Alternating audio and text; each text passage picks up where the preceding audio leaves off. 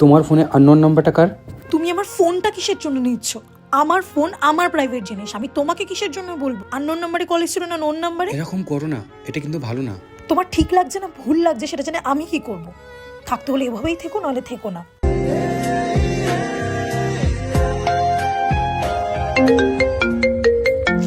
Hello. Hello baby, কি করছো? এই 1 মিনিট, এসব বেবি বুবি কি?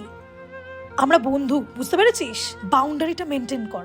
বন্ধুর একটা হোটেল আছে রোজ ভ্যালি, যাবি নাকি? কি? তোমার ঠিক লাগছে না ভুল লাগছে সেটা দিয়ে আমি কি করব? থাকতে হলে এভাবেই থাকো, নাহলে থেকো না।